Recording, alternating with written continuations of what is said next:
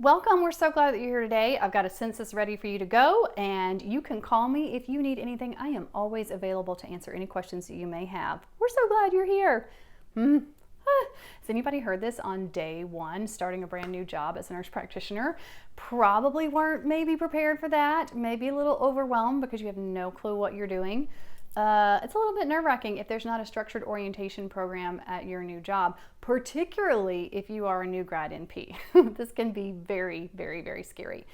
And I know that this does happen. It does happen because people ask me this, clients come to me and they're in difficult spots. If you're watching this video and you are in the job acquisition process, you are ahead of the game. And I'm going to share with you the things that impact why orientation programs are so different across the boards. And this is helpful information to know because it can give you some sort of insight into the company, the hiring team, the players involved. And if they don't answer your questions directly when you ask them about what orientation looks like, you can investigate this stuff to figure out what they most likely will be willing to offer you. And then we're going to talk through the, 8 or 9 different factors, like things that you will need to learn during your orientation period, and that helps determine how long it should be, as well as how robust the program is that's set up for you. At the very end, I'm going to tell you the top 2 questions you need to ask the hiring team, either in your interview or email later Saturday at some point in time before you accept the job, so you can determine how much of this imposter syndrome and onboarding just trauma can be mitigated by what they are willing to offer you. If we haven't met yet, my name is Bree. I'm an RN, NP, mentor, interview strategist, content creator. Welcome to our channel.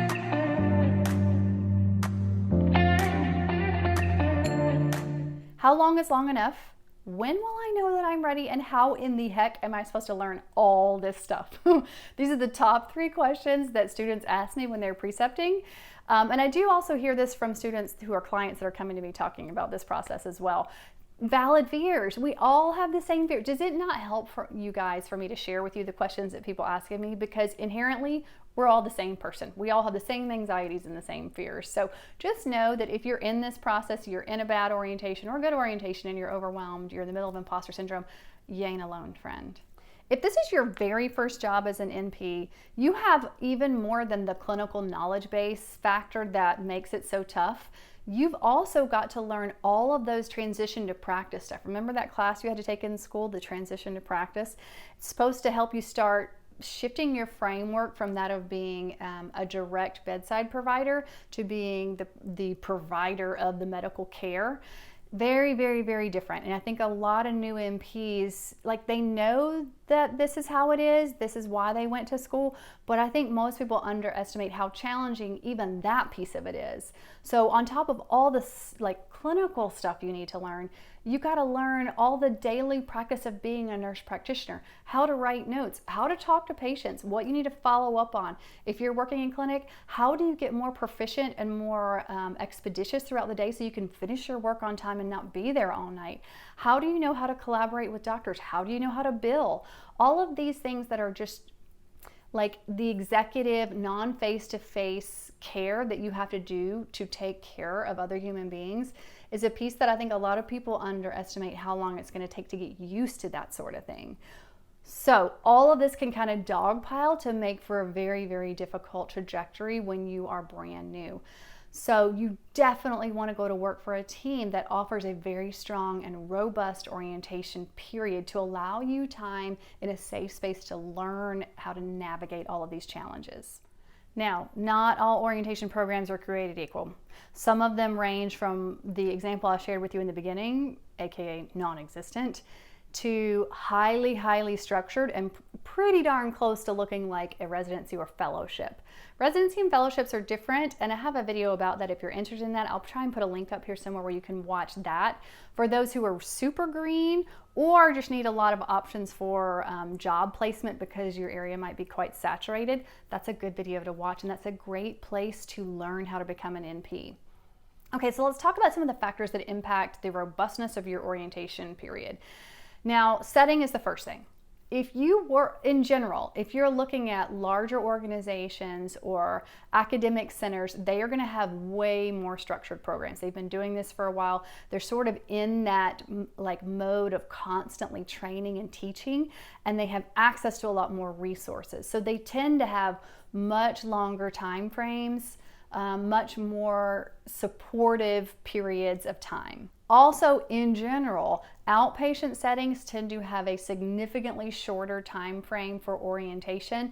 Even if you are doing something broad like primary care, in general, you're going to have less time to get to a point where they want you to be completely independent than if you're working in an inpatient hospital setting. The second factor is going to be your experience level.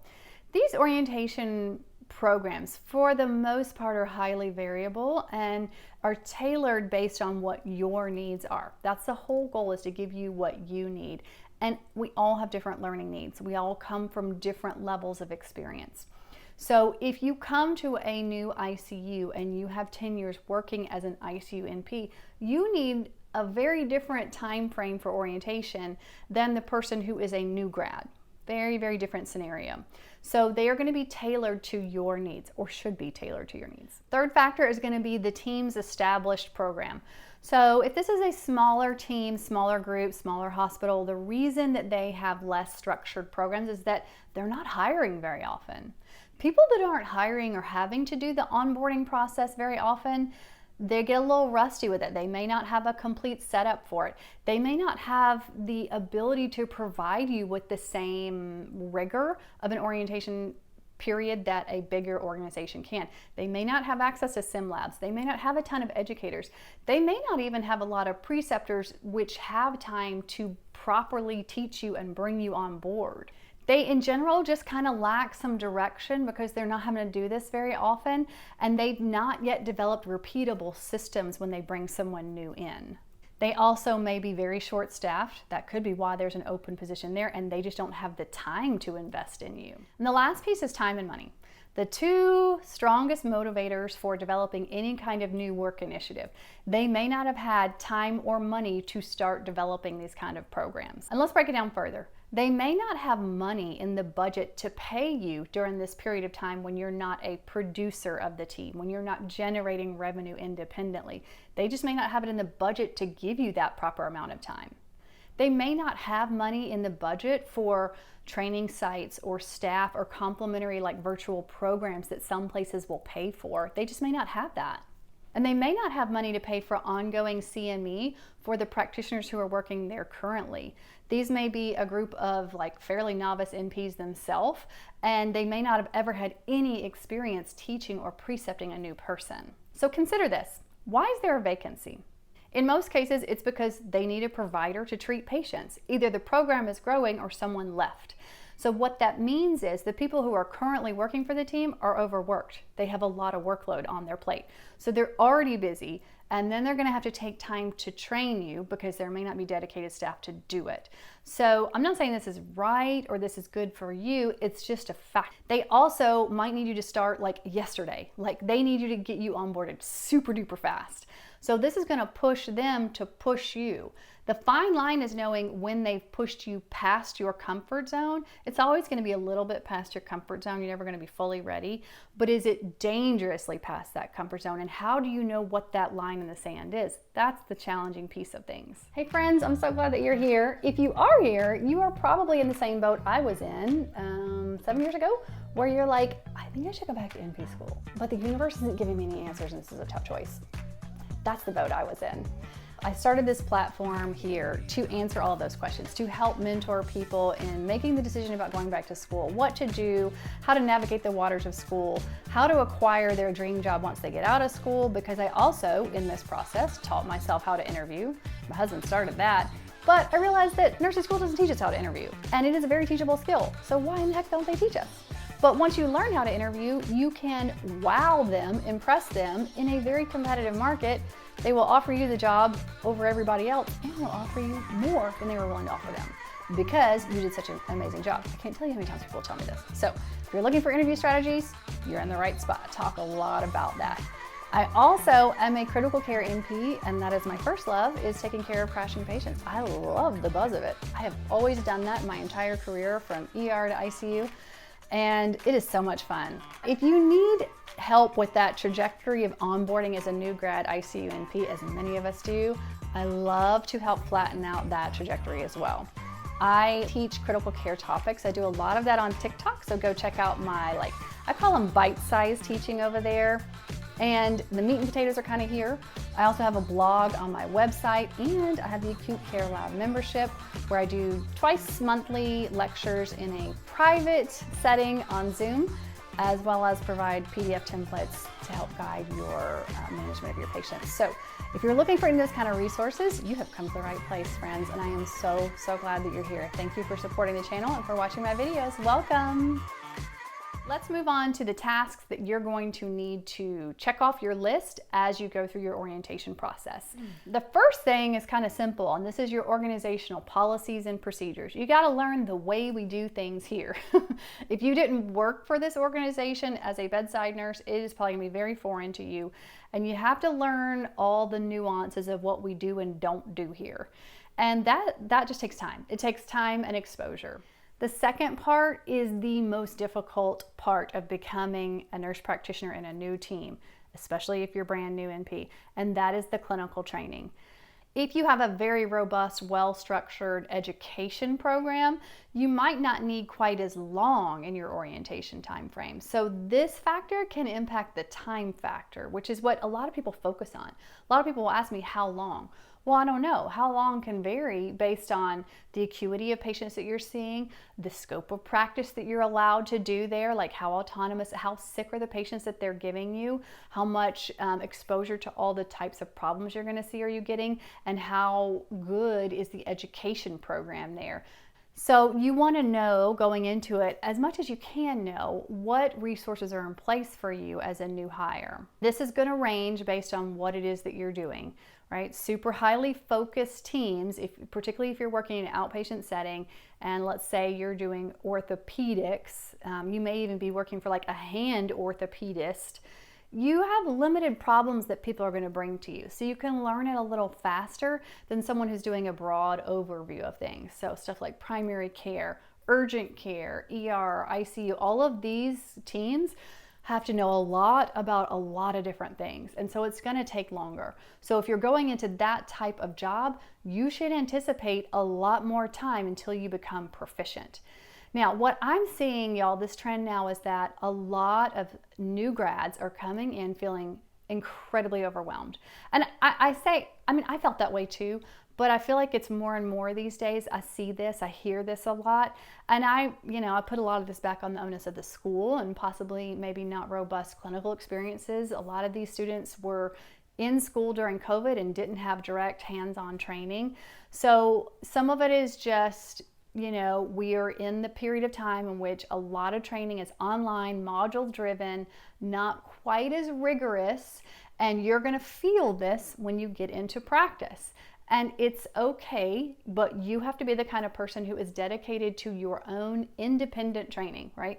Even with a well-structured, organized orientation phase where you get, set lectures every day, or you get access to some online training that the company has paid for, even with all of that, you're going to have to do independent study every single day. You're going to have to do it, and it's going to be like major burnout for a while, depending on what it is that you're doing. So what makes for a well-developed program? Well, number one, I think a clearly delineated primary preceptor. Now, a lot of teams will have you rotate between multiple preceptors, and this is not a bad thing. You can see different ways of doing things, and obviously everybody teaches differently. You may mesh better with someone else. And also, even if you've learned something very, very well, let's say you've done lines 20 times with one preceptor, if you do a line with a secondary preceptor, backup preceptor, they may show you a different way of doing it that the other person isn't even aware of. So it's not always a bad thing to have multiple preceptors, but I do think overall it's better for you to stay with one primary person so that y'all get used to each other's ways of doing things. And that preceptor will also develop sort of a foundation of memory of what you have and haven't done so that they can get you the best exposure to problems you haven't yet seen. They can advocate for that because they know what you have and haven't done. You're going to want copious, and I mean copious amounts of layers of education. So beyond just the person teaching you how to do this, you're going to want to have books. You're going to want to have access to online programs. An example of this might be like the Foundations of Critical Care that's offered by SCCM. That is a paid program, but it's like walking you through what to do in certain situations, and it can be very helpful as a layering adjunct to what you're learning in person. So some teams will pay for you to go through these type of programs. Sim labs, independent educators who do nothing but educate new hires, written material by your team if they developed any kind of booklet to help you with this trajectory, any type of system-wide organizational trainings. A lot of places will offer M&Ms. It's a great place to learn about what to do and what not to do in certain situations. Structured lectures, either from your team or from the system at large. You may even have something simple like lunch and learns with other like consulting services. Any of these, as many of these as you can possibly get in, is going to help you because it's going to be very, very like targeted to where you work specifically. Another factor that will aid your continuing education is branching out to other services. So some teams will allot a set amount of time for you to rotate with complementary services. The job I have now did this, and it was really unexpected, and I really enjoyed it. I got to spend a little bit of time with the hospital service. I got to spend a little bit of time with a nephrologist. Some places will have you go with like an interventional radiology team or spend time with anesthesia, learning how to intubate. I don't really know so much how this works in the outpatient arena, because I just don't have a lot of experience there. But in an inpatient setting, this is a wonderful, wonderful opportunity that you might even ask them to provide for you when you're in that job negotiation time frame. And the last piece that will help to determine about the continuing education and how strong it is has to do with what kind of priority they place on your training, yours specifically. Is it divided, between like NP residents and fellows, or medical residents and fellows, or other new hires, or NP students? Like, who's getting the priority on the like sick patients, or the patients that have higher acuity, or that you get the most amount of patients so you can learn faster? Because even if you have a very long orientation time frame, but you're not seeing much or doing much, how is this necessarily serving you or serving the team? Because it's not going to get you out there faster or with any more like knowledge and skill set. So one of the things you may ask them in your interviewing process is how they designate placing a priority on your training. How do they ensure this? Number 3 is charting and documentation, and this is probably the most underestimated piece.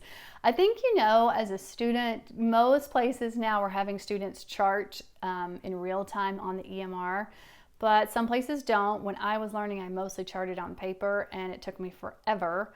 But even still, once I got to the EMR and doing it, it still took forever. Learning how to write notes is an art form. And in part, it takes so long because you should be pausing as you're writing your notes to learn the evidence-based medicine, get your resources in place, and documenting it and creating systems. So that takes time. And so if you're in a ramp-up type of orientation period, say you're working in a clinic and they're giving you 2 weeks where you only have 4 patients a day, and then another 1 week where you have 6 and you're slowly ramping up, hopefully you will be able to develop systems and work a little faster so that you can meet that kind of a deadline. Next, collaborative team training. Okay, this is like a bunch of like words that mean nothing, right? But what I'm kind of alluding to is learning how to work with the system at large. So beyond just your specific team, how and when to consult which teams. This is something that people are going to have to learn no matter how experienced they are in their previous jobs as NPs. No experience or a lot of experience, it doesn't matter. If you go to a new team, even within the same organization, the way we do things here is going to be very different than the way they did it with another team. Some teams have providers who are proficient in dealing with X, Y, and Z. Other teams of the same sort, another hospital will say, nope, we don't do that here. We have a team who specifically does that. And if you have this problem occur, you need to call this number right away. You know, you have to learn these kind of things. It takes time because you just have to have exposure with that type of problem in order to know that that's the way you do it. Lumped in with this collaborative team training is for the new grad NPs who are going from being the RN to being the NP, particularly for those of you who are working at your same hospital system, if you're inpatient or if you're outpatient, because everybody who knows you has known you as a bedside provider. And sometimes people can get into situations where there's a little bit of a power play issue there. You have to kind of know yourself and your skill set and what you're good at. And the last piece is time frame. Okay, this is the question everybody asks. I asked as well too, because I always thought it was the most important. How long is long enough? You ask people this question in your interview or in your negotiation time frame, they'll throw it back to you. Well, how long do you think you'll need? And they're asking you this because they don't know you yet. They don't know how you best learn. They don't know what you're coming to them, like how much experience level you already have. So they want you to be able to assess this. So before you go into this process of trying to set this up or negotiate this before you sign on the dotted line, you need to spend some time reflecting on what you're comfortable with. And the best way to determine what you need is to start with what do you know right now? Right now, if you were to go to work for this team, how many patients would you be comfortable seeing? And let me give you an example of why this varies. Okay, so the NP who's being hired, who was an NP student who completed, 125 clinical hours with this team, has already seen and done a lot and is coming in already knowing some of that other non-face-to-face stuff, so they don't have to spend as much energy on that. They already know who and when to consult and why. They already kind of know the process of what type of note we write. Do we bill or does a doctor? They know some of that already, and they've seen a lot of the common problems that that particular team tends to see. Now they just got to start building into it. They've got to start layering on the clinical skills and acumen. So that person is going to need less time than the person who is coming into this brand new and doesn't know this team or the organization at all. So ask yourself, day one, with protected time and a set preceptor, how many patients do you think you could successfully treat on day one? And then take that as your base and then go do some research. Investigate for this particular type of service, what's the average amount of patients that most people see? And this may take a little digging, okay? You may have to go to the NP forums. You're gonna have to meet NPs who do this, particularly in the area where you're working. You have to poll them. So I work in critical care, so I might be talking to other critical care NPs across the country. What's an average number of patients y'all treat? What's an average number of patients you're seeing per day? If you work GI, how many doctors are you supporting throughout the day? Is it 1 doctor, 2 doctors, 3 doctors? How many are you doing the new consults? Are you seeing established patients? Like, get a feel for what is kind of typical for this particular type of team. And then you're going to do some subtraction, right? If you walk in the door thinking, all right, I could probably see 2 patients with a cardiology service and work through my day and feel okay, because that would allow me time to research the problems, develop systems, meet people, talk to families, do all the stuff I got to do. But the average for a cardiology service, like a consult service in the hospital, is 20. That's 18 patients I need to start seeing a day more in order to be up and running on a level with the other NPs. Maybe not keeping up with them, maybe not quite as efficient, maybe having to stay late and finish notes later, but at least being able to see. I don't think that many teams are going to allow you a full orientation time frame until you can see, equal to how many an experienced NP on that team can see, but I think 75% is a good number. So if 20 is how many the average NP on your team is seeing, when you get up to that point where you're seeing 14, 15 patients, you're probably good to go. It's going to take, again, it's going to be a little bit rough, but this isn't going to be a perfect process. You're still going to have to learn even after you're off of orientation.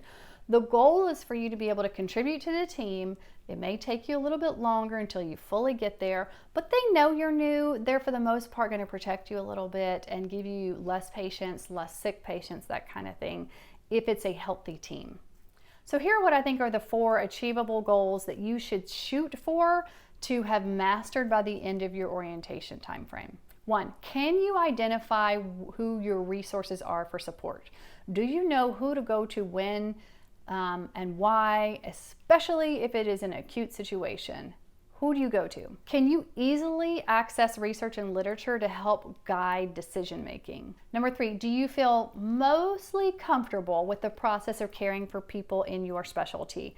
Workflow, what you need to do during the day, the processes that are in place in regards to caring for human beings. Are you mostly comfortable with this? Lastly, do you have a chain of command and know how to access and escalate that process if you run into a problem? So how long is long enough?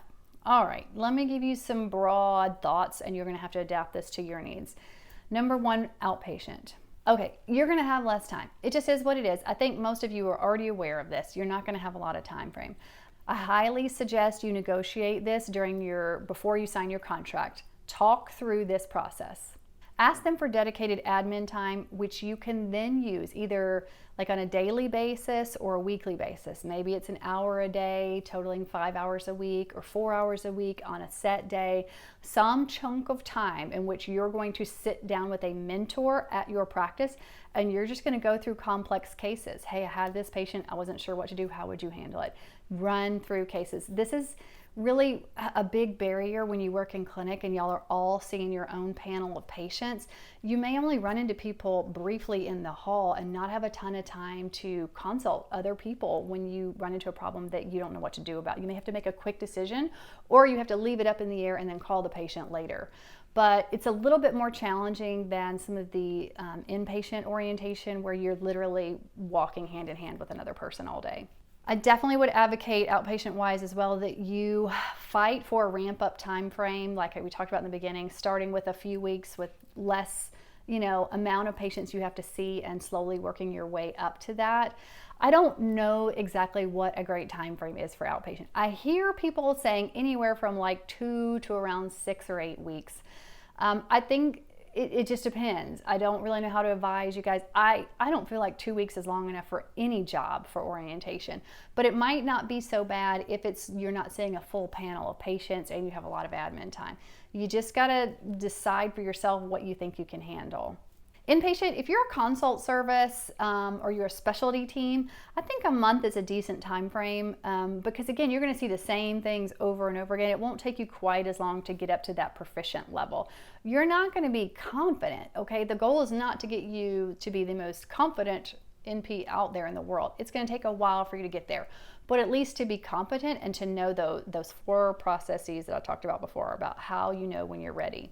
So, and then for inpatient general services, ICU, hospitalist teams, urgent care, ER, I think anywhere from 2 months to 6 months is ideal. Most places aren't going to give you a full 6 months. I work in a really broad type of ICU where we see a lot of different types of patients, and the average is around 3 to 4 months. I think that's a decent time frame. Now, if you get into this process, you start interviewing with different people, or you find that the programs that you're interviewing for aren't offering a lot of support, you may want to backtrack and consider doing a fellowship or a residency where you have 6 to 12 months to learn things more slowly with a heck of a lot more support and exposure. Okay, you made it to the end. Congratulations. So the 2 questions you really have to be asking people if you're concerned about orientation, or even if you're not, I still think you should ask. And that is this: how and when will I be evaluated on my learning trajectory? This is key. You want feedback from others on what they're seeing in you, okay? You are going to be all in your head full of imposter syndrome. You are going to be all in your head feeling like you can't do this. You need objective feedback from as many people as you can get about how you're progressing compared to how other people progress. Are you slower? Are you faster? Are you ready? Are you nowhere near ready? You need to hear that from other people because you're not ever probably going to feel ready. This question is a double whammy. So it's going to give you some insight into how long you think that they are going to be willing to give you, but also that they've already put some thought into who's going to be training you. Okay, you want a team who's already designated someone to be your trainer, to be your mentor. This shows that they put value on you as a new hire. And the second question, maybe the most important, here I go saying it again, most important of all, and that is this: What is my recourse if I feel like I'm not ready to come off orientation? You want them to be thinking through this. You want them to know that you value your training and your ability to provide proficient care to such a high level that you don't want to be out there caring for human beings if you are not competent and able to do so. Again, you won't be comfortable, you won't be confident, but you will be competent and capable of doing it with a lot of support around you to help guide you the rest of the way. So this question shows them that you know you're a catch and you value your education and also being a good team member for them. It's a great question to ask. Okay, that's all I got for you, friends. Hopefully this is helpful to you. Those of you out there who have just graduated, congratulations and all the best of luck in your job acquisition timeframe. It's my favorite season in a person's life. If you need any help with job acquisition, go hit up my website. Thanks for joining as always, friends. I appreciate you. So in general, if you're looking at like, I'm just touching my face so much. And do I say this about everything? Maybe the most important part. Are y'all tired of hearing me say this? Okay, but this is this. This is this. This is this. This is this. Okay, this sucks. How was it? How was it? I gotta record a video, but I'll talk to you in a minute. How was it? Well, then I'll talk in a minute. Oh, it's some drama. Okay, all right.